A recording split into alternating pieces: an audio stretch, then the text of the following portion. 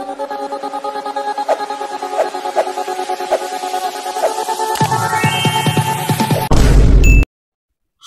Hello viewers, நம்ம இன்னைக்கு இந்த வீடியோவில் எந்த விஷயத்தை பற்றி பேச போகிறோம், யாரை பற்றி பேச போகிறோம் அப்படின்னு சொல்லி கேட்டோம் அப்படின்னா, திருப்புவனத்தில் இருக்கக்கூடிய மணப்பரன் கோவில் இருக்கு இல்லையா, அந்த கோயிலில் காவலாளியாக இருந்த அஜித்குமார் அடித்து கொல்லப்பட்ட சம்பவம் அப்படின்றது தமிழ்நாட்டில் ரொம்ப பெரிய பரபரப்பை ஏற்படுத்திக்கிட்டு இருக்கு அப்படின்னு தான் சொல்லணும். ஸோ இப்படிப்பட்ட சுச்சுவேஷன் வந்துட்டு பார்த்தோம் அப்படின்னா, அஜித்குமார் மேலே கம்ப்ளைண்ட் கொடுத்த நிக்கிதா அப்படின்னு சொல்லக்கூடிய டாக்டர் இருக்காங்க இல்லையா, அவங்க வந்துட்டு 2011 வந்துட்டு பார்த்தோம் அப்படின்னா ஒன்றும் இல்லை 2 இல்லை கிட்டத்தட்ட 16 லட்சம் ரூபா வந்துட்டு மோசடி பண்ணியிருக்காங்க. அதுவும் கவர்மெண்ட் வேலை வாங்கி தரேன் அப்படின்னு சொல்லிட்டு மோசடி பண்ணியிருக்காங்க அப்படின்ற நியூஸ் ஸ்ப்ரெட் ஆகி இன்னும் அதுக்கு ஏற்படுத்தியிருக்கு அப்படின்னே சொல்லலாம்.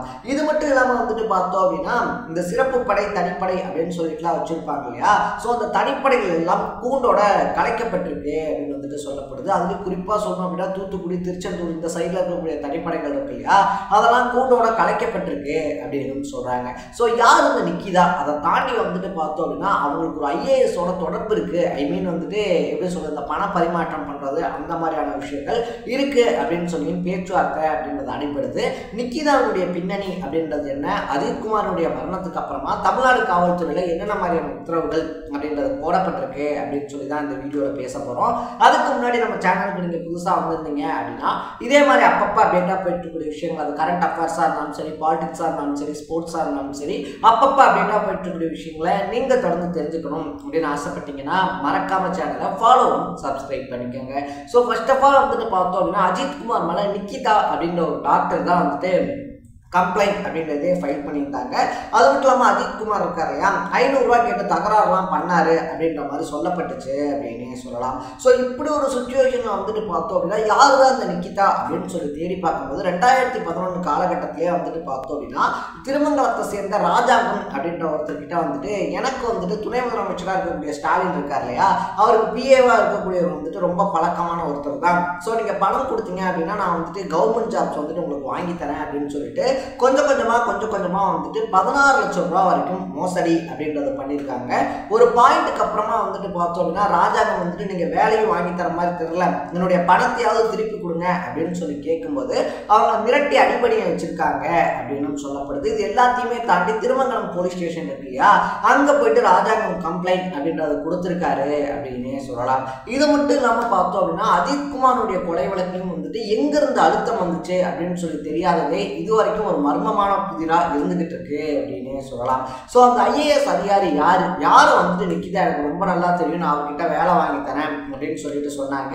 அது மட்டும் இல்லாமல் இப்போ இந்த அஜித்குமார் இஷ்யூலையும் அவருடைய தலையீடு இருக்கா அப்படின்ற கோணத்துல போலீஸ் விசாரிக்க ஆரம்பிச்சிருக்காங்க அப்படின்னு தான் சொல்லணும். இதை தாண்டி வந்துட்டு பார்த்தோம் அப்படின்னா, அஜித்குமாருடைய மரணத்துக்கு அப்புறமா தமிழ்நாடு உயர் அதிகாரிகள் இருக்காங்க இல்லையா, அவங்க பல இன்ஸ்ட்ரக்ஷன்ஸ் அப்படின்றத போலீஸ் ஸ்டேஷனுக்கு கொடுக்க ஆரம்பிச்சிருக்காங்க அப்படின்னு தான் சொல்லணும். ஃபர்ஸ்ட் ஆஃப் ஆல் வந்துட்டு பார்த்தோம் அப்படின்னா, இந்த இன்சிடென்ட் நடந்ததுலேருந்தே 10லேருந்து 15க்கும் மேற்பட்ட காவல்துறையினர் வந்துட்டு பார்த்தோம் அப்படின்னா, இந்த ஸ்பெஷல் டீம் வந்து மறுபடியும் ஸ்டேஷன் டியூட்டிக்கு அனுப்புங்க அப்படின்னு சொல்லிட்டு லெட்டர் கொடுக்க ஆரம்பிச்சிருக்காங்க அப்படின்னு சொல்லப்படுது. ஃபர்ஸ்ட் ஆஃப் ஆல் வந்துட்டு பார்த்தோம் அப்படின்னா, இந்த ஸ்பெஷல் டீம் அப்படின்றது இருக்கு இல்லையா, ஒவ்வொரு மாவட்ட எஸ்பிக்கு கீழேயும் ஒரு ஸ்பெஷல் டீம் அப்படின்றது இருக்கும். அதுக்கப்புறமா வந்துட்டு பார்த்தோம் அப்படின்னா, ஒவ்வொரு டிஎஸ்பிக்கு கீழேயும் இந்த ஸ்பெஷல் டீம் அப்படின்றத வச்சிருப்பாங்க.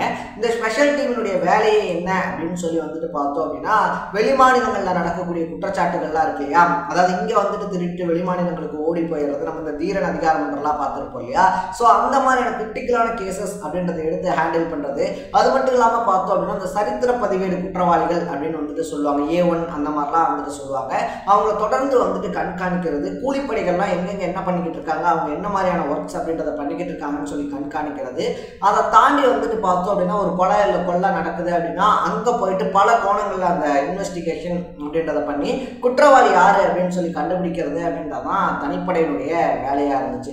பட் அஜித்குமாருடைய மரணத்துக்கு அப்புறமா வந்துட்டு பார்த்தோம் அப்படின்னா, நீதிமன்றம் இருக்கு இல்லையா, தனிப்படைக்கு இந்த அளவுக்கு அடிச்சு விசாரிக்கக்கூடிய அளவுக்கு உரிமை அப்படின்றதையும் அழுத்தத்தையே யார் கொடுத்தது அப்படின்ற மாதிரி பல கொஸ்டின்ஸை முன் வச்சதுனால உயரதிகாரிகள் அவங்களுடைய தனிப்படை அப்படின்றத மொத்தமா கலைச்சிருக்காங்க அப்படின்னே சொல்லலாம். இதனால 80க்கும் மேற்பட்ட போலீஸார் வந்துட்டு பார்த்தோம் அப்படின்னா அவங்கவுங்க ஸ்டேஷனுக்கே திருப்பி விடப்பட்டிருக்காங்க. ஒரு காலகட்டத்தில் வந்துட்டு பார்த்தோம் அப்படின்னா, இந்த மாதிரியான கேசஸ் அப்படின்றதெல்லாம் நடக்கும்போது தனிப்படையில் சேர்றதுக்கு அதிகப்படியான ஆர்வம் அப்படின்றது போலீஸ் சைடில் காட்டப்பட்டுச்சு. ஏன்னா தனிப்படையில் சேர்ந்து கிரிட்டிக்கலான கேசஸ் அப்படின்றது இருக்கு இல்லையா, அதை வந்து நம்ம இன்வெஸ்டிகேஷன் பண்ணி சால்வ் பண்ணோம் அப்படின்னா முதலமைச்சர் கையால் விருதாக இருந்தாலும் சரி, இல்லை அவங்களுடைய சர்வீஸில் வந்துட்டு ஒரு நல்ல நேம் அப்படின்றதும் கிடைக்கும். பட் இந்த பெனிக்ஸ் ஜெயராஜ் கொலை வழக்கு இருக்கு இல்லையா, அதுல இருந்தே பார்த்தோம் அப்படின்னா பலருமே இந்த தனிப்படையில் சேர்றதுக்கு ஒரு தயக்கம் அப்படின்றத காட்டிக்கிட்டே தான் இருந்தாங்க. அஜித் குமாருடைய மரணம் அப்படின்றது பூதாகரமாக வெடிச்சதுக்கு அப்புறமா ஐயோ தனிப்படையே வேணாண்டா, நம்ம தனிப்படை அப்படின்னு சொல்லி போனோம் அப்படின்னா உயரதிகாரிகள்ட்ட இருந்து ஒரு ப்ரெஷர் அப்படின்றது வரும். அவனை விசாரிங்க, என்ன பண்ணியும் உண்மையை வெளியே வரவீங்க அப்படின்னு சொல்லி ஒரு விசாரணை வரும். நம்ம இப்படி பண்றோம் அப்படின்ற பட்சத்தில் பார்த்தோம் அப்படின்னா இந்த மாதிரி லாக்அப் டெத் அப்படின்றதும் நடக்கும். ஏன்னா வந்துட்டு லாக்அப் டெத் இருக்கு இல்லையா, ஒருத்தர் இறந்து போனதுக்கு அப்புறமா தான் அந்த விஷயம் பெருசாக பேசப்படுது, பெருசாக வந்துட்டு பார்த்தோம் அப்படின்னா கொந்தளிப்பை ஏற்படுத்துது. பட் லாக்அப்பில் வந்துட்டு பார்த்தோம் அப்படின்னா செய்யாத தப்பா இவங்க பண்ண சித்திரவாதிகள் இருக்கு இல்லையா, இந்த மாதிரியான தாங்க முடியாத பொருட்களால் அடிக்கிறது, பரம்பால் அடிக்கிறது, இல்லை அந்த பைப்பால் அடிக்கிறது, மிளகாப்பொடி வந்துட்டு பிறப்புறுப்புல வாயில கரைச்சி ஊத்துறது. ஒருத்தர் வந்து செத்து போயிட்டான், ஓகே அஜித்குமார் வந்துட்டு செத்து போயிட்டார், அதனால வந்துட்டு கொந்தளிப்பு ஏற்படுது. பட் இத்தனை கொடூரங்களையும் அனுபவிச்சு உயிரோடு இருக்கக்கூடியவங்க இருக்காங்க இல்லையா, அவங்கள பற்றி யாரும் பெருசாக பேசுறது இல்லை. செய்யாத ஒரு குற்றத்தை இத்தனை வேதனைகளுக்கு அப்புறமா நான் தான் செஞ்சேன் அப்படின்னு சொல்லிட்டு ஒத்துக்கிட்டு ஜெயிலுக்கு போன பலர் இருக்காங்க அப்படின்னு சொல்லப்படுது. ஸோ இந்த மாதிரியான விஷயங்கள்லாம் நம்ம செய்யும்போது அது வெளியே வந்துச்சு அப்படின்னா நம்ம வேலைக்கே அது ஆபத்தாக முடியும் அப்படின்றதுனால பலருமே தனிப்படையில் சேர்ற அந்த ஒரு முடிவை கைவிட்டு இருக்காங்க அப்படின்னு சொல்லப்படுது. இதனால 8 மாவட்டங்களில் இருக்கக்கூடிய தனிப்படை உடனடியாக கலைக்கப்பட்டிருக்கு அப்படின்னு சொல்றாங்க.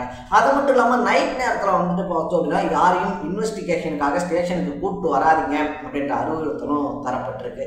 இத்தனை அறிவுறுத்தலும் அஜித் குமார் அப்படின்னு சொல்லக்கூடிய ஒரு இளைஞருடைய உயிரிழப்புக்கு அப்புறமா தான் நடக்கணுமா அப்படின்னு சொல்லி சமூக ஆர்வலர்கள் கேள்வி எழுப்பிக்கிட்டு இருக்காங்க.